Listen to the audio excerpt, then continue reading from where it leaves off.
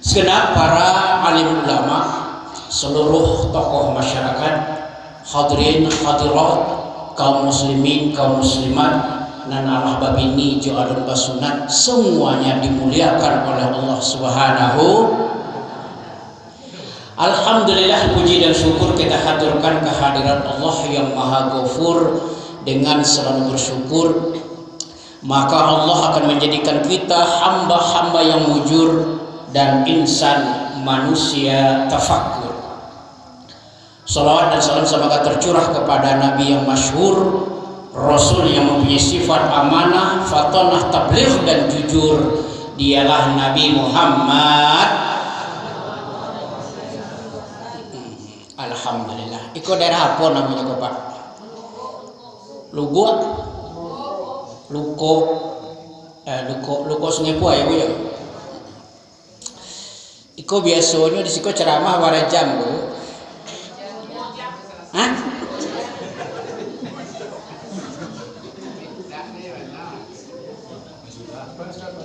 Sampai sudah, gua ndak bisa no Pak. Ndak sudah ceramah gua sampai kiamat no Pak.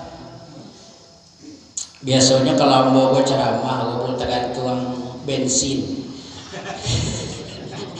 Kalau bensinnya gaya putih 10 mini. Kalau teta 2 jam setengah. Ibu-ibu yang dimuliakan Allah Subhanahu wa taala, yang mempunyai Al-Qur'an tolong dibuka surah Yasin. Kita akan belajar tentang surah Yasin, di mana Allah Subhanahu wa taala berfirman, "Inna ashabal jannatil yawma fi syughulin fakihun." Surah Yasin ayat ke-55. Sesungguhnya orang-orang yang masuk ke dalam agama, ke dalam surga, mereka itu gembira tidak terkira. Rasulullah mengatakan surga itu ma'ainun ra'at wala udhunun sami'at wala khatara fi qalbil bashar. Indahnya surga, sedapnya surga tidak bisa dibayangkan dengan ilusi manusia. Belum pernah terlihat oleh mata kepala manusia dan belum pernah terdengar oleh kuping manusia. Inna fi ashabil jannah, sesungguhnya orang-orang yang masuk ke dalam surga mereka riang tidak terkira, gembira tidak bisa dilukiskan dengan kata-kata. Hum azwajuhum, mereka mempunyai azwaj. Azwaj itu asal katanya itu zaujun, zaujani, azwaj, artinya suami. Jadi di sini ayat menerangkan walahum azwaj. Mereka akan mempunyai suami. Berarti Bu, suami bisa disarugo Bu? Azwaj itu jamak yang menunjukkan bahwasanya lebih daripada 3, bisa 100, 200, 300. Gitu. Ketika ayat ini turun, para sahabat bertanya, "Ya Rasul, berapa istri kami nanti di dalam surga?" Ibu bertanya enggak Bu? Itu zaman Rasul orang bertanya, Ibu bertanya enggak? Bara suami Ibu biko dalam surga. Kalau zaman Rasul orang bertanya Bu. Ibu ada enggak bertanya? Enggak ada bertanya. Berarti lah sepakai sendiri. Di zaman Rasul orang bertanya, "Ya Rasul, berapa nanti istri kami di dalam surga?"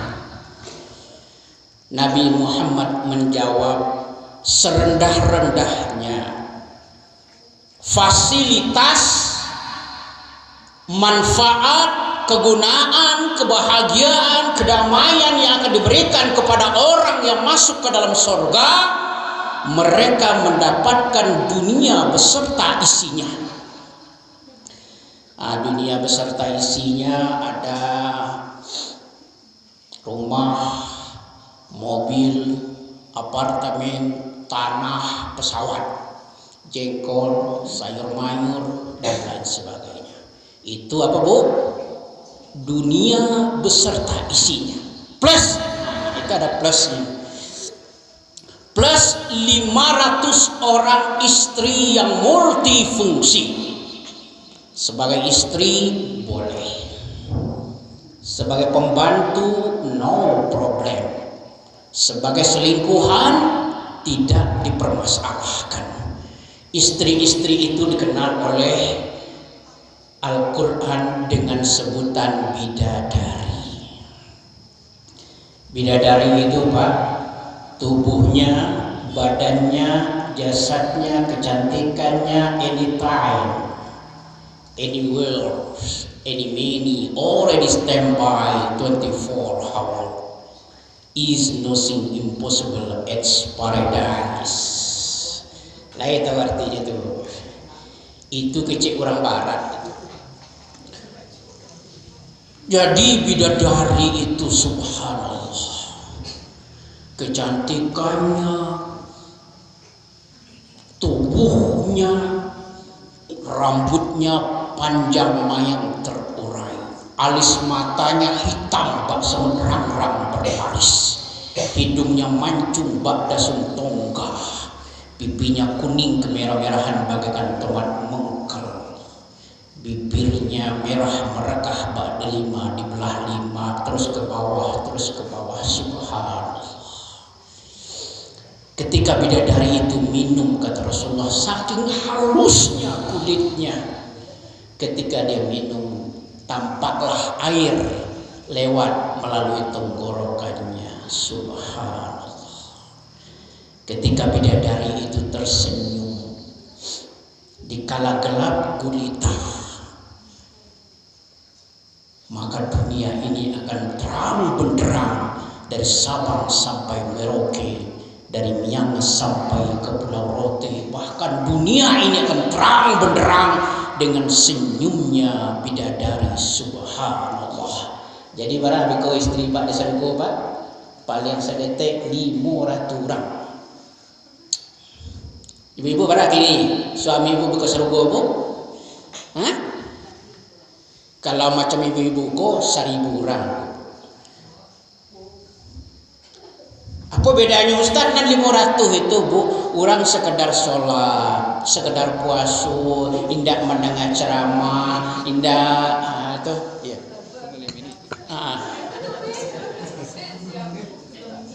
Berapa ini, Bu?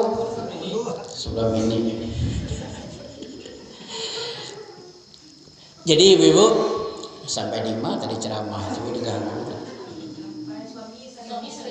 Oh, suami 1000. Jadi yang dapat istri 500 atau suami 500 itu kalau sembahyang sekedar sembahyang, ndak ada mendengar pengajian, ndak ada namanya sholat duha, ndak ada sholat tahajud. Kalau ibu-ibu subhanallah, ya mendengar pengajian rajin, sembahyang rajin, puasa rajin dan sebagainya, itu insya Allah nanti suaminya 5.000 orang.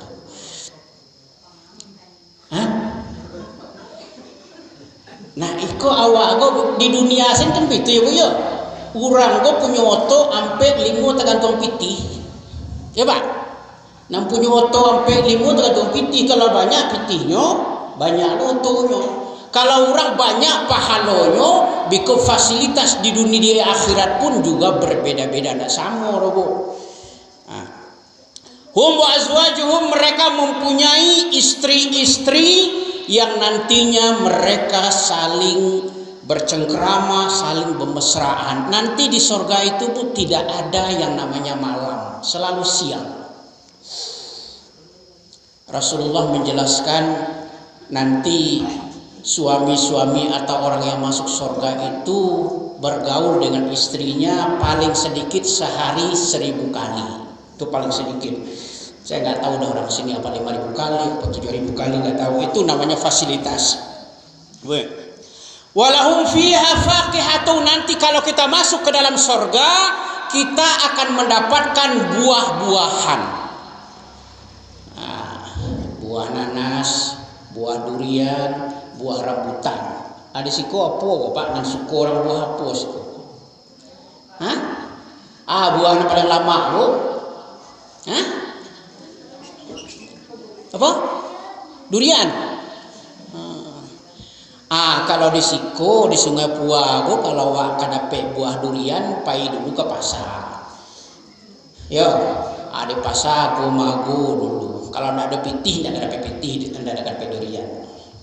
Tapi biku di surga itu bapak-bapak, durian yang kita inginkan, misalkan ini terbetik dalam hati, ya Allah, saya pingin durian. Baru saja berkata saya pingin durian, itu durian sudah datang dengan sendirinya, buahnya ke bawah, akarnya ke atas, dan sudah dibuka. Jadi ibu ndak usah lebih ke membawa pisau dari situ, lah tak buka sekali. Allah terbuka sekali. Kalau seandainya wak ingin buah kelikih, buah pepaya, akarnya ke atas, buahnya ke bawah, tinggal makan, tinggal makan, tinggal makan. Itulah surga ma'ainun ra'at wala uzunun sami'at wala khatara fi qalbil bashar. Kamu ada apa masuk surga Pak? Ingat mu? Amin apa? Kalau Pak mengecek kamu ada amin malaikat itu. Ibu-ibu boleh muat masuk surga? Boleh kamu? Itu nampak. Sebelum itu dibahas ibu, baca cara mendapat surga itu bu. Iko ada ilmu dari kawan atau dari ustaz awak bu, supaya jemaah awak itu selalu sehat, selalu gembira, selalu bahagia. Iko dia gihna resep cie gitu.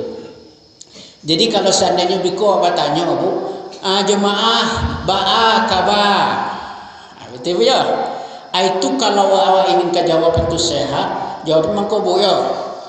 Alhamdulillah, Allahu Akbar, Alhamdulillah, luar biasa, Allahu Akbar.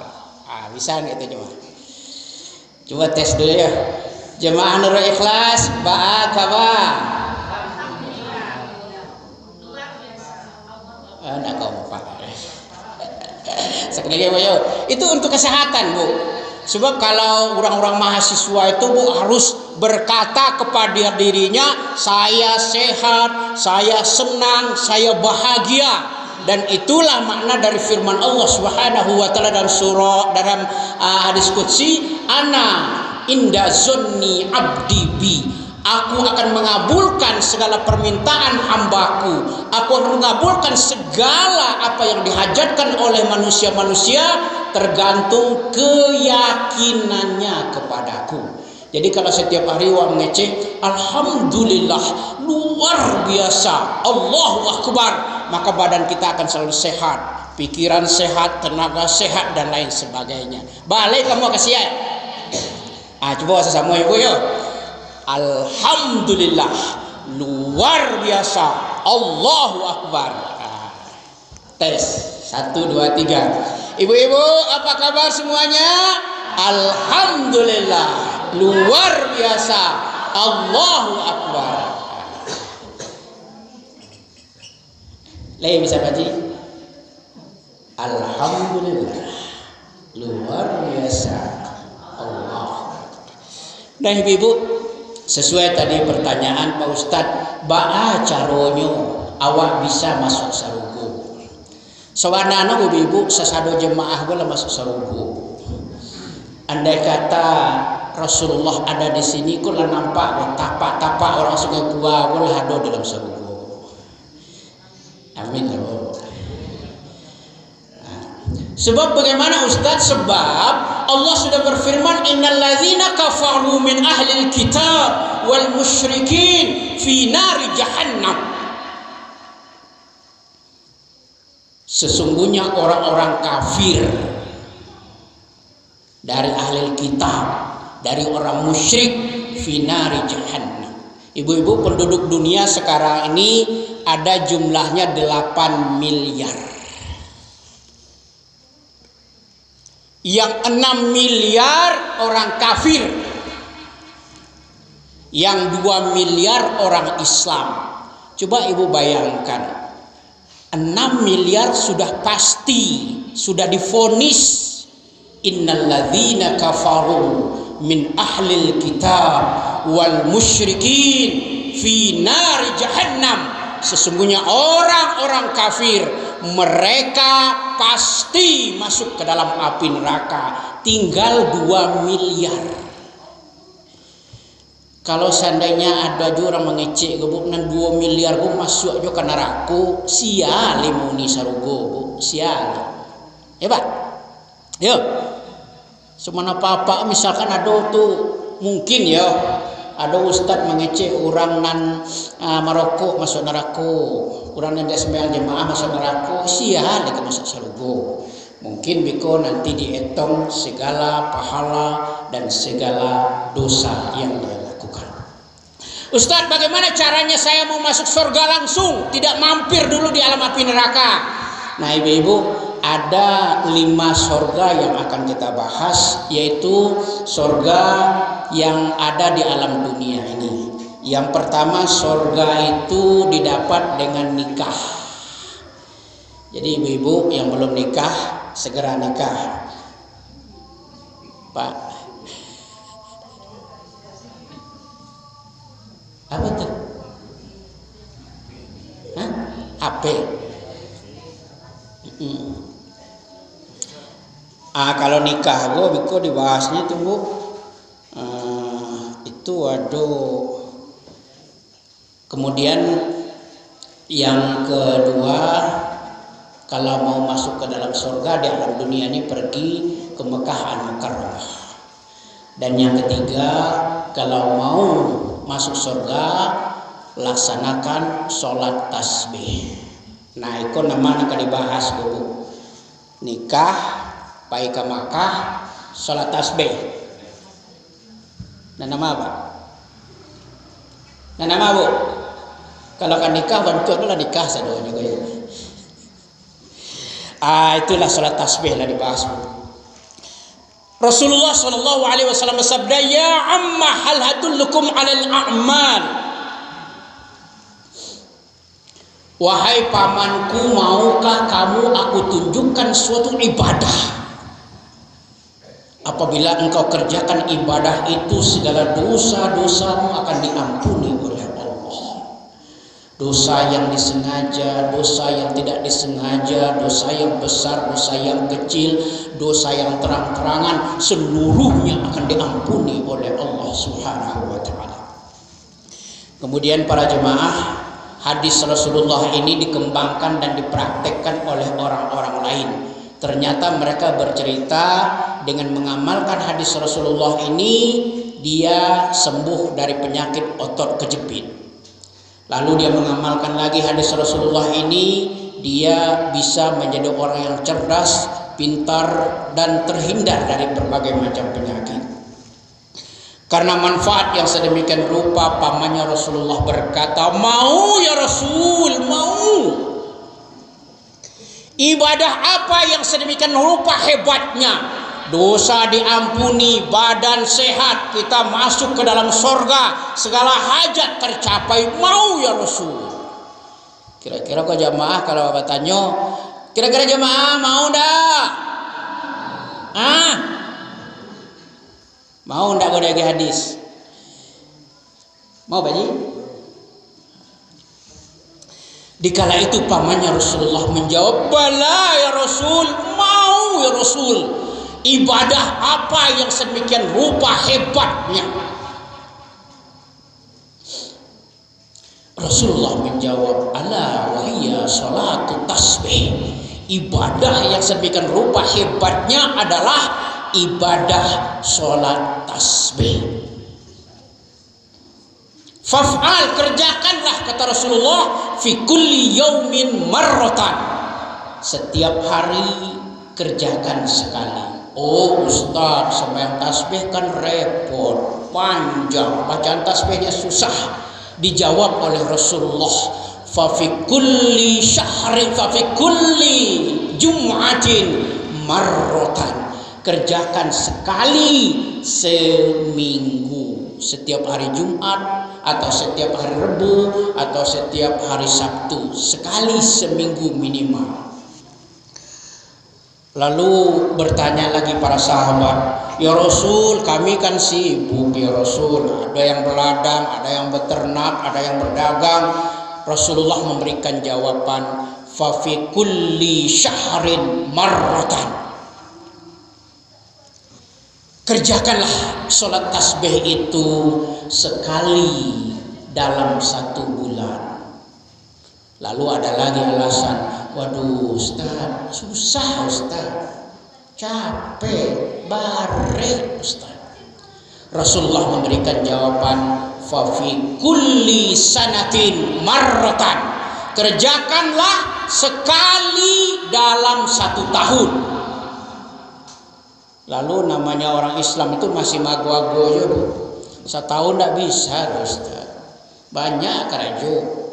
Lalu Rasulullah menjawab, fa fi umrika, maka kerjakanlah sekali seumur hidupmu. Wa huwa ad'aful iman. Orang yang mengerjakan sekali seumur hidupnya, mereka itulah orang-orang Islam yang paling rendah imannya. Kalau kece guru ambo, Bu, sehari tidak bisa, seminggu pun tidak mampu, sebulan pun juga tidak bisa, setahun pun tidak ngamuah, kemudian sekali seumur hidup pun tidak muah, itu mati sudah. Nah, itu kecil guru tuh Pak yo, dan dicarilah dalam kitab hadis biko. Jadi Bu, sedemikian pentingnya sholat tasbih itu, mari kita lihat dari berbagai macam segi. Pertama dari segi kesehatan. Pak lawara umum Pak 7 ampere, ingin 8 ampere kan Pak yo. Nah ibu-ibu, ini sholat tasbih ini kita tinjau dari segi kesehatan. Dek, berdiri coba. Saya namu, coba tagak. Jadilah model daripada bagal-galu. Tagak sekur ke Ustaz. Kerecak. Baca cara takbir. Saya namu? Fajar. Hah? Fajar. Fajar, baca cara takbir fajar. Ajailah ibu-ibu itu Bu, mangko cara takbir lah Ibu. Baca cara takbir. Allahu Akbar. Nah Ibu, itu cara takbirnya siapa? Fajar. Itu cara takbirnya anak-anak. Tapi kalau cara takbir nan sangat dianjurkan dalam ilmu kesehatan Bu, kita takbir itu dilamakan. Allahu Akbar. Bisa enggak Bu? Coba Bu praktek aja Bu. Baik. Allahu Akbar. Lah, tegaklah panik. Pak Ustadz, kenapa itu dilamakan takbirnya? Itu dalam risetnya orang-orang Cina. Jadi orang Cina memang apa saja dipelajari, termasuk cara-cara sembahyang orang Islam itu dipelajari.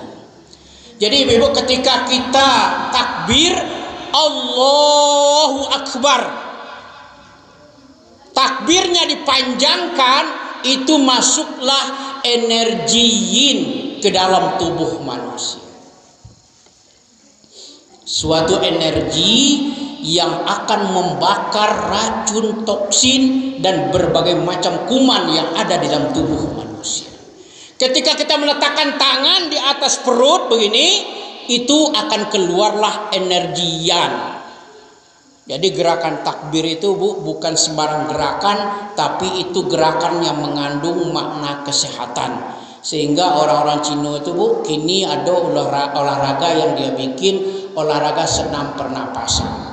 olahraga, senam tai chi dan lain sebagainya. Jadi kalau awak mangkit tangan tuh Bu, Allahu Akbar. Jadi kalau pagi-pagi Bu kalau olahraga tuh Bu, Allahu Akbar. Itu memasukkan energi yin ke dalam tubuh manusia. Lalu dari salam tasbih ini kita membaca niat usolli sunnat tasbih rakaataini lillahi ta'ala. Bisa Pak? Usolli sunnat tasbih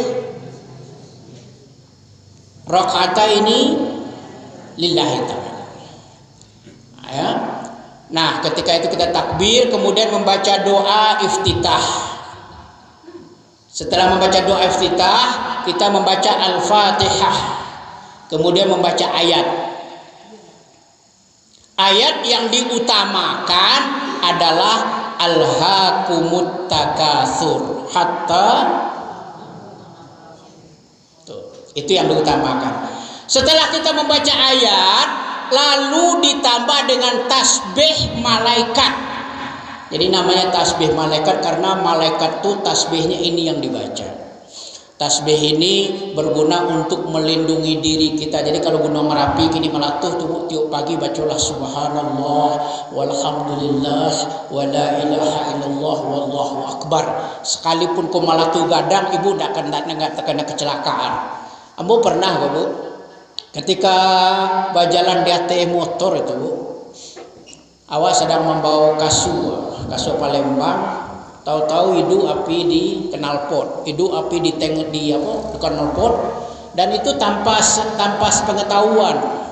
Lalu orang-orang saja berteriak, "Pak, ada api, gitu kan. Dan memang kita sebelum keluar rumah itu sudah sering membaca subhanallah walhamdulillah wala ilaha illallah wallahu akbar. Nah, tasbih ini dibaca sebanyak 15 kali. Subhanallah walhamdulillah wala ilaha illallah wallahu akbar 15 kali. Tasbih ini kalau dibaca 7 kali, pahalanya sama seperti pergi haji ke Mekah Al-Mukarramah. Itu khasiatnya Bu. Jadi di samping tasbih itu dilipat gandakan menjadi 10 kali lipat. Kalau seandainya sholat tasbih berjamaah, maka 1 kali sembahyang tasbih berjamaah sama seperti orang sholat tasbih selama 40 kali. Jadi usahakan Bu, selama di Kurua, di Luko, di Bukit Tinggi banyak orang sembahyang tasbih secara berjamaah. Itu pahalanya lebih besar. Nah Ibu, kita setelah membaca subhanallah walhamdulillah wala ilaha illallah wallahu akbar sebanyak 15 kali, lalu kita ruku. Subhana rabbiyal azim wa bihamdi, subhana rabbiyal azim wa bihamdi, subhana rabbiyal azim wa bihamdi, ditambah dengan tasbih 10 kali. Nah ibu-ibu, ini menurut ilmu kesehatan, kalau kita ruku yang lama, Bu, kalau kita ruku yang lama, kita akan terhindar dari penyakit otot kejepit, sakit pinggang, sakit encok. Itu sudah dibuktikan oleh para ilmuwan, itu akan meluruskan otot-otot, saluran-saluran yang ada di dalam tubuh manusia. Tubuh manusia itu darahnya 74% air, otaknya 75% air. Jadi air-air semua. Untuk mengalirkan air-air itu, maka perlu diluruskanlah yang namanya otot-otot yang ada di pinggang dan punggung manusia. Dan sholat tasbih ini sangat dianjurkan bagi ibu-ibu. Bu, kenapa Ustadz ibu-ibu yang dianjurkan? Karena ibu-ibu itu rentan. Rentan itu ngerti bahasa ibu? Hah? Acok. Nang kane untuk penyakit otot kejepit itu ibu-ibu. Jadi nanacok kane otot penyakit otot kejepit itu ibu-ibu. Kenapa Ustadz? Karena ibu-ibu itu waktu punya anak menyusui, itu yang disedot oleh anak atau bayi di kala itu adalah sumsum ibu-ibu yang ada di tulang punggung ini. Jadi kalau kita menyusui, kalau tidak disertai dengan vitamin, disertai dengan olahraga, maka terjadilah yang namanya punggung ini kropos. Ya Bu ya. Nah, ibu-ibu terutama dianjurkan ketika kita sholat tasbih, maka tulang yang ada di punggung kita ini kembali diisi dengan sumsum, diisi lagi dengan kalsium, sehingga orang yang sering sholat tasbih itu terhindar dari penyakit otot kejepit. Penyakit otot kejepit itu datangnya ketika wanita-wanita sudah berumur sekitar 50 tahun. Jadi ibu nambah umur 50 tahun kateh usahakan sembahyang tasbih untuk mengisi sumsum tulang belakangnya yang sudah habis ketika disedot oleh anaknya waktu melahirkan. Anak belakang tahu enggak tuh? Ibu ketika menyusui, kamu itu nyedot tulang, menyedot sumsum ibunya. Makanya kalau ada anak-anak yang kurang ajar, anak-anak yang tidak durhaka kepada orang tuanya, itu otak itu dungu. Bapak, Bu? Otak dungu, susah menerima pelajaran. Disitulah dianjurkan seorang anak harus patuh dan taat, terutama kepada ibu. Dan begitu Rasulullah menganjurkan ibu, baru bapak. Hormati ibumu, muliakan ibumu, hormati ibumu. 3 kali disebut oleh Rasulullah. Karena memang perjuangan si ibu itu amat sangat berat. Di dalam Al-Quran dikatakan wahnan ala wahnin. Lalu kita i'tidal. Sami Allahu liman hamidah. Bacanya apa Bu? Rabbana lakal hamdu. Nah, sampai habis ditambah dengan tasbih 10 kali. Nah, ketika kita Bu, kalau awak tagak gitu Bu, dari ruku tagak i'tidal, itu terjadi refleksi di dalam perut. Jadi olahraga perut itu Bu. Jadi sembahyang tasbih itu olahraga perut, refleksi dalam perut manusia. Kalau orang sering sholat tasbih, dia akan terhindar dari penyakit mah, mion, kista. Nah, perut kita ini merupakan suatu pabrik yang amat sangat canggih. Masuk kopi, masuk air putih, masuk jengkol, masuk ketoprak, berbagai macam makanan masuk ke dalam tubuh manusia, diolah sedemikian rupa. Saripati dari jeruk diberikan kepada kulit, saripati dari tomat diberikan kepada mata, saripati dari ikan diberikan kepada kejantanan dan lain sebagainya. Semua dikelola dengan sistematis di dalam pabrik yang bernama perut. Ketika kita sholat tasbih, terjadi refleksi, pemijatan dan pembetulan organ-organ yang ada di dalam perut kita. Apa tuh? Hah?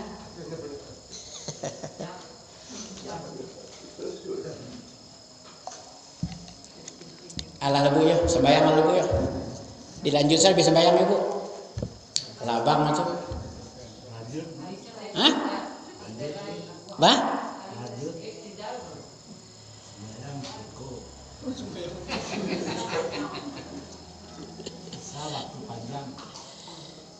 Ini ada apa? Di situ waktu isanya agak dia kan? Hah? Ada apa? Hah? Biasanya lanjut ke lah. Because sekali lo ada undangnya orang kemari bukan? Kalau lanjut juga. Nanti lah tu Ustaz Safrizal tu dari Rusia kemari ke?